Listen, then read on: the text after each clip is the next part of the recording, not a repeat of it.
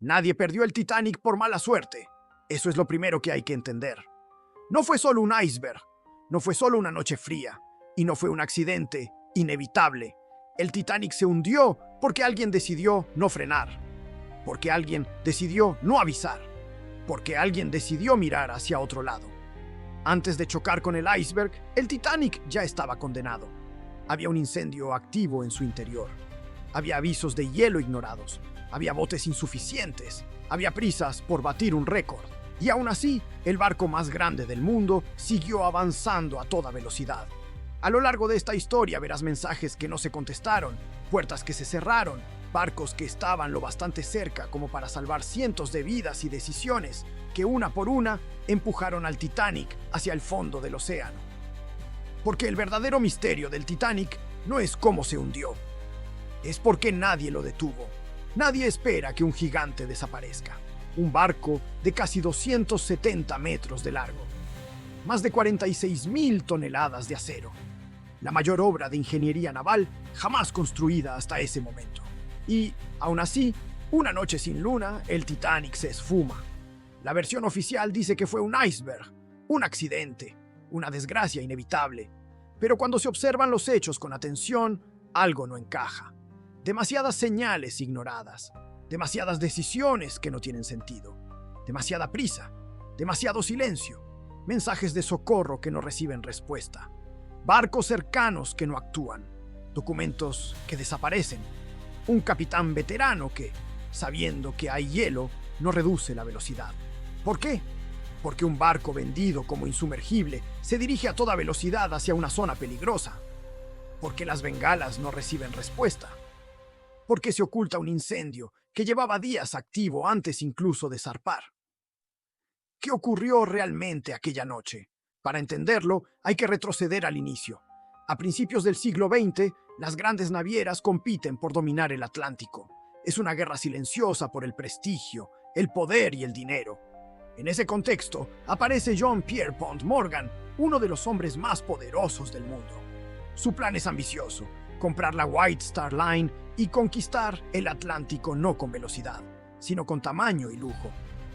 Morgan no quiere el barco más rápido, quiere el más grande, el más cómodo, el más impresionante jamás visto.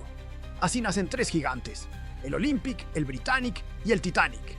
La construcción comienza en Belfast. Durante años, miles de obreros trabajan día y noche. La ciudad entera vive para ese proyecto. Desde el primer momento, el objetivo es claro: crear algo sin rival. Cuando el Titanic se presenta al mundo, más de 100.000 personas se reúnen para verlo. Es un coloso flotante, un hotel de lujo sobre el océano. A bordo hay gimnasios, bibliotecas, cafeterías, comedores de primera clase, piscina cubierta. Su construcción ha costado una fortuna, pero el verdadero orgullo del Titanic no es el lujo, es la seguridad. 16 compartimentos estancos, con puertas que se cierran automáticamente. Según los ingenieros, el barco puede flotar incluso con 4 compartimentos inundados. Y entonces nace el titular que lo cambia todo: el Titanic es insumergible. Esa palabra se repite en la prensa, en los anuncios, en la conversación pública. No como una posibilidad, como una certeza. A bordo viajan más de 2.000 personas, organizadas según el dinero que han pagado. Arriba, la élite: millonarios, políticos, figuras influyentes, salones de lujo, camarotes privados, menús exclusivos. En segunda clase, profesionales acomodados. Viajan bien, aunque sin excesos. Y abajo, en tercera clase, cientos de inmigrantes, familias enteras que dejan Europa buscando una vida mejor.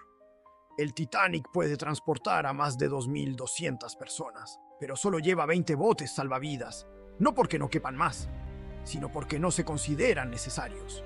La ley lo permite. La normativa está basada en el tonelaje del barco, no en la cantidad real de pasajeros. Con esos botes solo caben poco más de la mitad. Y nadie lo cuestiona. El 10 de abril de 1912, el Titanic zarpa en su viaje inaugural. El puerto está abarrotado, despedidas, lágrimas, emoción. Pero allá hay algo que no aparece en los periódicos. En las entrañas del barco, uno de los depósitos de carbón lleva días ardiendo. No es un incendio visible, es una combustión interna, espontánea. conocida en la industria. Lo habitual es apagarla, pero esta vez no se logra. Durante una semana, 12 hombres trabajan sin descanso para controlarlo. El carbón sigue ardiendo a más de 1000 grados. Ese calor extremo debilita el acero, lo deforma, lo vuelve más frágil. La compañía lo sabe. Y aún así, la orden es clara. No decir nada, ni a los pasajeros, ni a la prensa. No quieren retrasos, no quieren escándalos, no quieren manchar el viaje inaugural. El Titanic zarpa. Días después, recoge pasajeros en Cherburgo. Suben a bordo algunas de las personas más ricas del mundo. El viaje avanza tranquilo. El mar está en calma. Los salones brillan. El capitán Edward Smith está en su último viaje antes de jubilarse.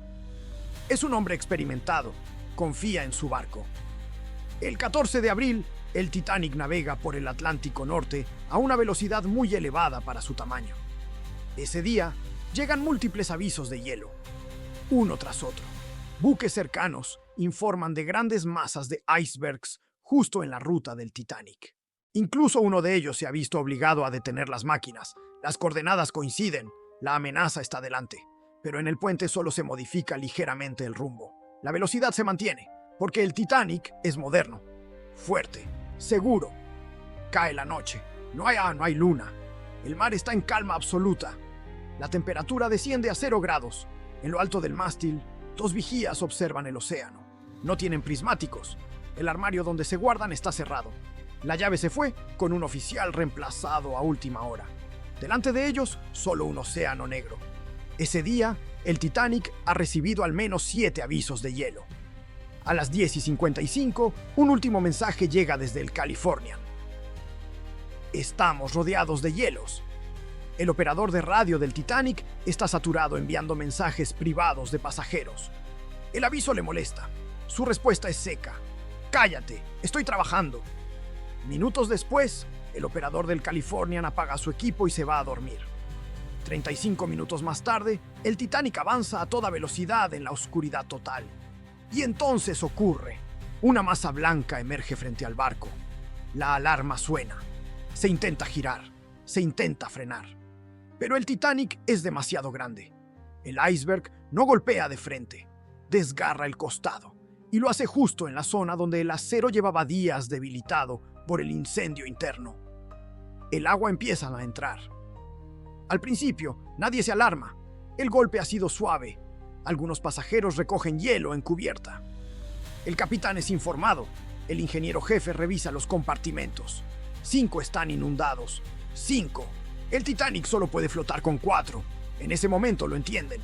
El barco se va a hundir. Comienzan las señales de socorro. Las bengalas iluminan el cielo.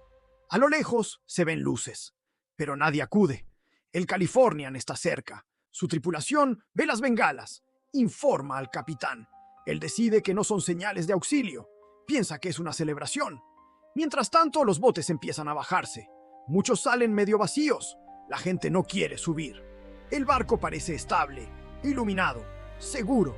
En tercera clase, la situación es distinta. Nadie informa. Las puertas están cerradas. Muchos no entienden las órdenes. El laberinto de pasillos se convierte en una trampa. La diferencia entre clases se vuelve mortal. A las 2:18 de la madrugada, el casco se parte en 2. El océano se llena de personas. El frío mata en minutos. Horas después, llega el rescate. Solo 706 personas sobreviven. El mundo despierta en shock. Comienzan las investigaciones. Y la verdad empieza a doler. No había suficientes botes. Se ignoraron advertencias. No hubo simulacros. La radio no estaba vigilada de forma continua. No fue mala suerte. Fue una cadena de decisiones humanas. Después del Titanic, cambian las leyes, cambian los protocolos, cambian las normas. Nunca más un barco sin botes suficientes. Nunca más una radio apagada. Nunca más confiar en exceso. Pero el misterio no termina ahí. Aparecen teorías.